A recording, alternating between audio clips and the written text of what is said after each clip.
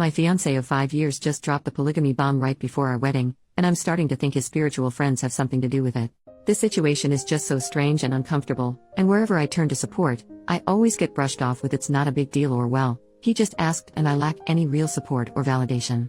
I can't go to my parents, so I'm hoping a bunch of strangers on Reddit might offer more help than my social circle did so far. I, 28 female, and my fiancé John, 28 male, have been together for, as the title says, about 5 years. To understand the dilemma, I need to give you some background. We both came from very religious backgrounds, though it affected both of us very differently. John became a problem child, running away, causing problems, and eventually finding a crowd his parents would not approve of.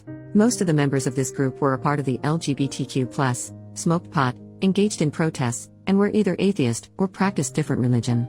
Although some of the members since have left, this crowd became his current friend group. I won't go into details about each and every one of them, but the main ringleaders are Alex, 35 non-binary, and Avery, 33 male. From what I understand, they collected damaged people, as John jokingly said one day, and let them couch surf when things got rough. Alex is some sort of a Nepo baby and Avery works in IT, or something like that. John met them when he was 15. At first, I thought they seemed very cool and couldn't wait to meet them since John equated their relationship to that of a child and a parent, so clearly very important people in his life. But when I finally met them, when we were 21, and in college and home for the summer break, the meeting left me a bit disillusioned. Alex was catty and had snide remarks since I wasn't LGBTQ+ or anything, at most bi-curious, and Avery treated me like a child, but John said they always need to break new people in, so I tried to think positive and did my best to impress them with what I was studying and what my plans for the future are, both regarding me personally and my relationship. But the more I talked, the more they seemed to disapprove of me. Despite the strange meeting, John seemed ecstatic to see them again, and gushed about how much they liked me, so I kept my mouth shut and just nodded along.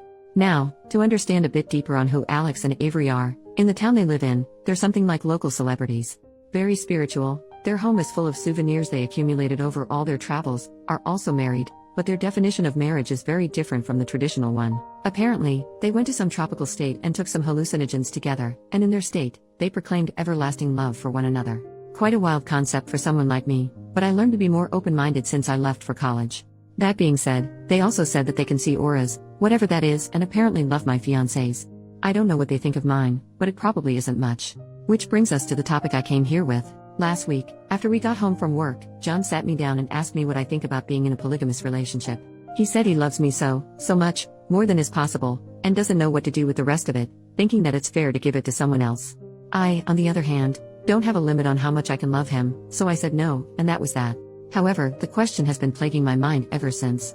If you knew John just a fraction, you'd know he researches about things long before he actually commits to anything, any lifestyle or relationship changes, whatever. This makes me think that he has already thought about it for a while, and that he also consulted Alex and or Avery about this. I don't want to villainize them, but I know, for a fact, they're not in a monogamous relationship, and they clearly don't like me as the rest of their little group. Again, I don't want to point fingers, and I won't ask John to show me his messages with them unless I have solid proof that isn't just a gut feeling, but I just have this horrible feeling that they, somehow, pulled in John. There's no way he just thought about it suddenly on his own. 5 years of relationship, and the idea of non-monogamy was never brought up, and now suddenly, just as we're about to be married, he brings this up? I don't buy it one bit, but I can't just go ahead and confront them now, can I? I just don't know what to do. I feel stuck. At home, I pretend everything is fine since my group of close friends told me that I'm just overthinking, and I believed it for a while, but whenever I look at John, all I can think of is, he thinks there's a cap on how much he can love me, and he wants to love someone else. I want to deal with this, but I don't know how. If I bring it up with John, he'll just brush it off as well, or he'll think I'm cheating or don't trust his friends.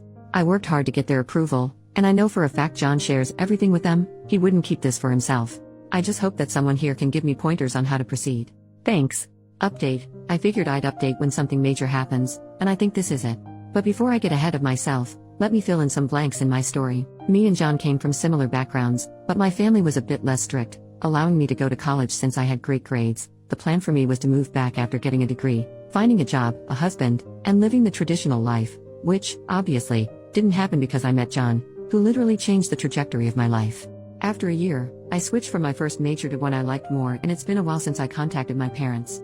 They didn't approve, of course, but with John's help, I didn't give in to their demands to come back. Now they know I'm getting married and are invited, but the last time we spoke was about 2 months ago. John has completely no contact with his parents since 18. I didn't talk about the friend group in more detail at first since I didn't think they were that important, but they do like me. At first, they were obviously a bit unsure since to them, I was a cishet white passing woman, but they warm up to me and I'm proud to call them my friends.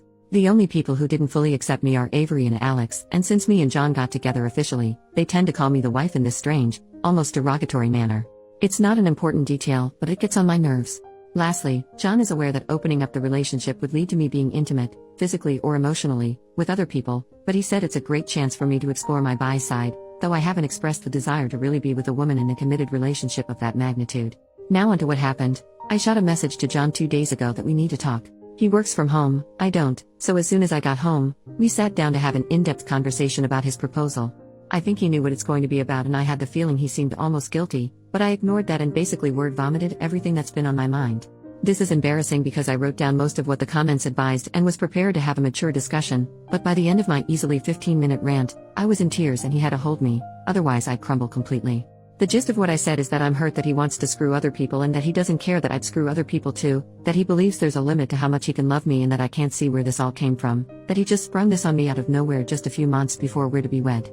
We tried to have a mature discussion, yes, but by the end, he was frustrated. He did apologize for making me feel less than, but said that my outlook on an open relationship is selfish. What it all boiled down to was that he feels he didn't have enough time to find himself before he committed to me, which is bullshit because he didn't show any signs of wanting more than I could offer.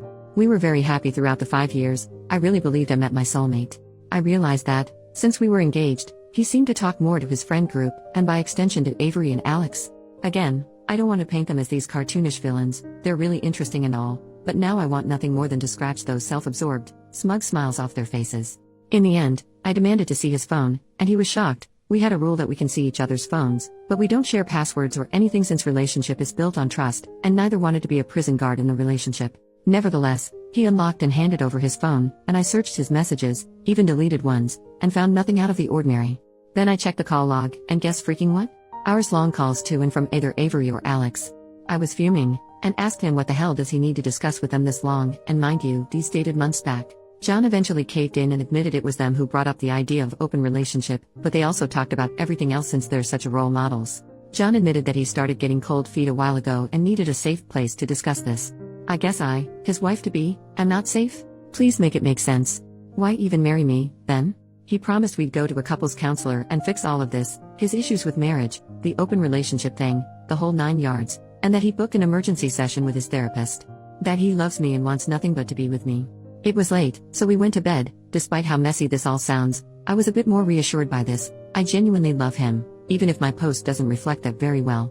Though many people said to just leave, I want that to be the last resort. I was willing to jump through hoops to make this work. But guess who's the idiot? This morning, I woke up to an empty apartment, and a message on my phone from John, saying that he needs a few days to think this all over and needs space.